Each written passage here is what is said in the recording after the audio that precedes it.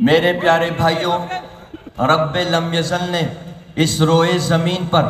اس دھرتی پر 1,24,000 انبیاء کرام علیہ السلام بھیجے،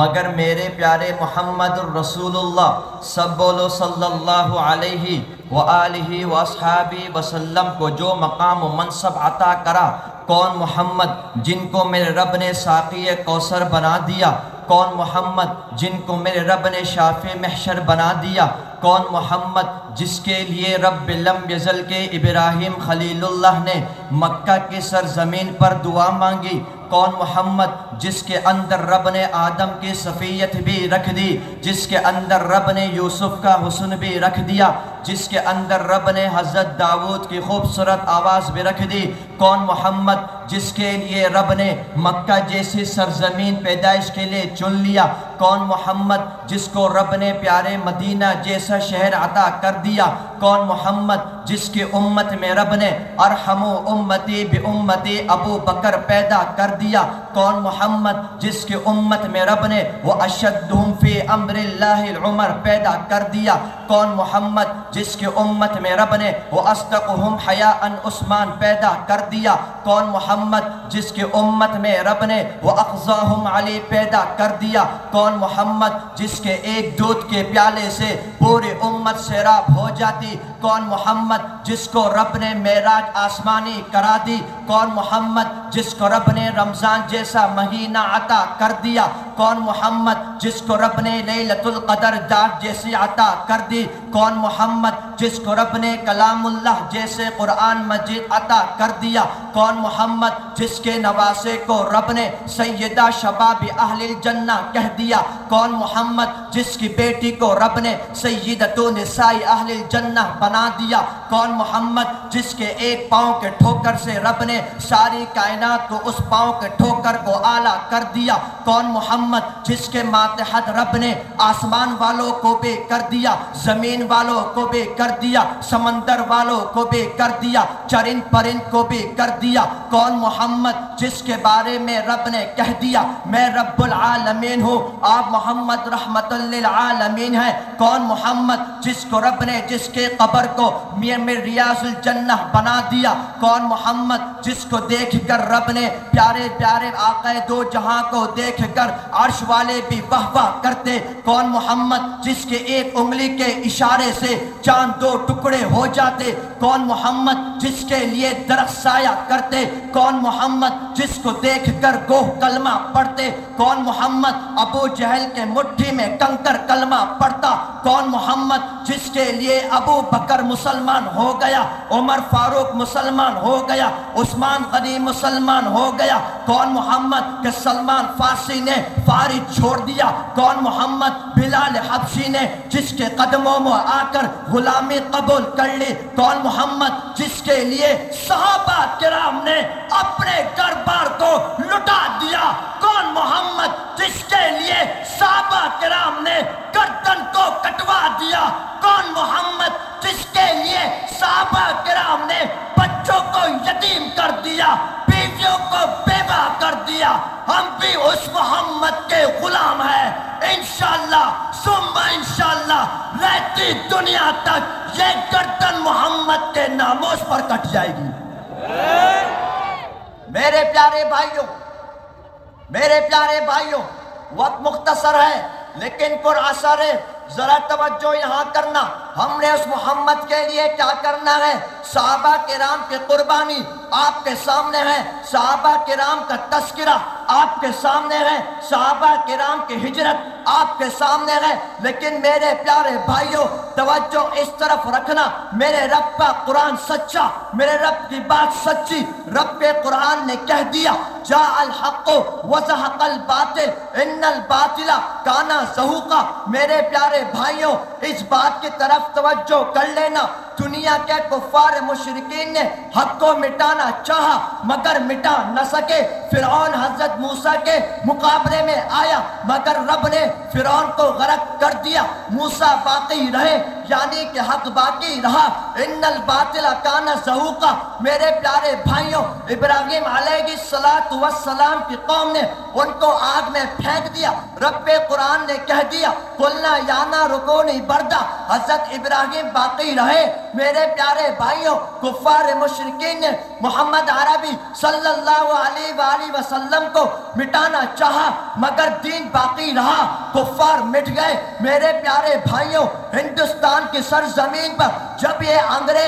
یہ کانگریس ان علماء کے مقابلے میں آئے، حضرت حسین احمد مدنی، قاسم نانوتوی، حضرت گنگوہی جیسے سپاہی سالاروں نے ان کا مقابلہ کرا، ہندوستان کی سرزمین سے باطل بھاگ گئے، حق باقی رہا۔ میرے پیارے بھائیوں، سرزمین افغانستان میں روس و امریکہ نے حملہ کرا مگر دنیا نے دیکھا کہ حق باقی رہا، باطل مٹ گیا۔ او بنگلہ دیش والوں، تم نے تو کر کے دکھا دیا، عرب نے بھی دیکھا، عجم نے بھی دیکھا، انگریز نے بھی دیکھا، کانگریس نے بھی دیکھا، ہندوستان نے بھی دیکھا، پاکستان نے بھی دیکھا کہ 5 اگست کو ان بنگلہ دیش کے نوجوانوں نے باطل کو جوتے مار مار کر بھگا دیا اور حق باقی رہا۔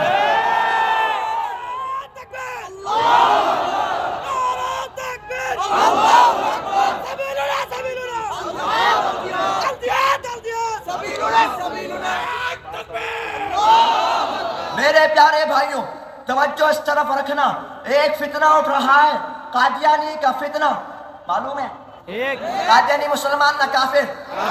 سن 1973 میں 1973 میں سرزمین پاکستان کے شنشت کے آئین کے مطابق الحمدللہ ان قادیانیوں کو کافر قرار دے دیا گیا، مگر اس بل کے پاس کرانے کے لیے 1000 نہیں، 2000 نہیں، 4000 نہیں، 10,000 مسلمانوں نے اپنی جان دی۔ ان پولیس والوں نے جن لوگوں نے آندولن کرا ان کو گولیاں ماری، مگر یہ مسلمان، یہ نوجوان، یہ مجاہد ختم نبوت، یہ محافظ ختم نبوت روڈوں پر رہے، ان کا مقابلہ کرا اور الحمدللہ 1973 میں پاکستان کے شنشت کے آئین کے مطابق ان قادیانیوں کو کافر قرار دے دیا گیا۔ میرے پیارے بھائیوں، تم ہی تو وہ نوجوان ہو جو حضرت حمزہ کو فالو کرتے ہو، تم ہی تو وہ نوجوان ہو جس کے اندر حضرت گنگوہی کی خون ہے، تم ہی وہ نوجوان ہو جس کے اندر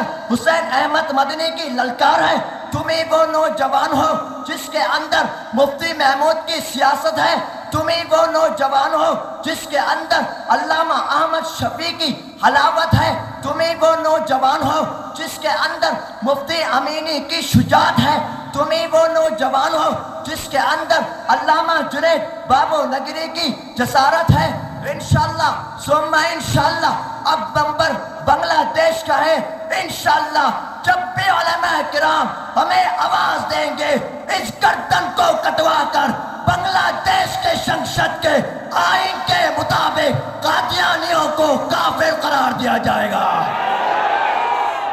تو کون کون تیار ہے؟ ہاتھوں کو اٹھا اور بولو، گولی سے ڈرو گے تو نہیں، جیل سے ڈرو گے تو نہیں،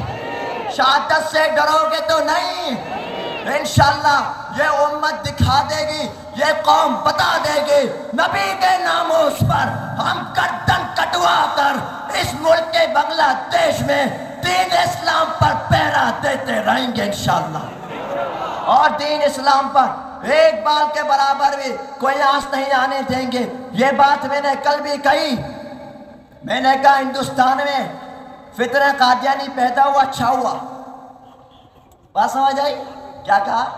ہندوستان میں پیدا ہوا اچھا ہوا، اگر بنگلہ دیش یا پاکستان میں پیدا ہوتا جوتے مار مار کے اس کی تکہ بوٹی بنا کے رکھ دیتے۔ تو ہم نے ایسے فتنوں کا بائیکاٹ کرنا ہے۔ سب سے پہلا کام، ان کی کمپنی پران، شیزان، عارفل کوئی مسلمان نہیں پیے گا انشاءاللہ، آج کے بعد سے بائیکاٹ کرو گے انشاءاللہ، سب بیکاٹ کریں گے انشاءاللہ۔ میرے پیارے بھائیوں، باطل کے سامنے کبھی جھکنا نہیں ہے، باطل کے سامنے کبھی ڈرنا نہیں ہے۔ رب لم یزل نے اس دھرتی کو، اس روئے زمین کو، ان ہواؤں کو، ان سمندروں کو، ان پہاڑوں کو ہم مسلمانوں کے لیے، ہم انسانوں کے لیے مسخر کر دیا۔ انشاءاللہ اس روئے زمین پر صرف وہی قانون چلے گا جو قرآن اور حدیث کے مطابق ہوگا، اور جو قانون ان سے ہٹ کر ہوگا، ایسے قانون کو ہم لوگ جوتی کی نوک پر رکھیں گے۔ تو سب عمل کریں گے انشاءاللہ۔ حضرت صاحب آ گئے؟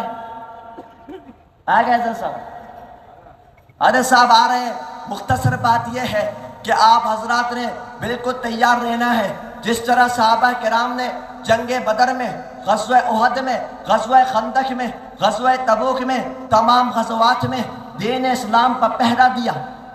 کیا دیا؟ پہرا دیا۔ کس طرح دیا؟ ہاتھوں کو باندھ کے؟ پھر کس طرح دیا؟ میرے پیارے بھائیوں، ایک بات برملا ہے، ایک بات صاف ستھری ہے کہ اللہ رب العزت نے مسلمانوں کو جس طرح مسلمانوں کو شہادت کا حکم دیا، بالکل اسی طرح رب لم یزل نے مسلمانوں کو یہ بات بھی بتا دی۔ یاد رکھنا، شہادت کی تمنا بھی دل میں رکھنا، اور اس بات کو بھی ذہن میں رکھنا، جو دشمن اسلام ہو، صحابہ کرام نے یہ کر کے دکھا دیا، دین اسلام کے لیے خود بھی ڈٹ گئے اور دشمن اسلام کی گردن کاٹ کے بھی رکھ دی۔ دعا کرو گے انشاءاللہ میرے لیے؟ جزاک اللہ۔ زندگی باقی، ملاقات باقی۔ والسلام علیکم ورحمۃ اللہ وبرکاتہ۔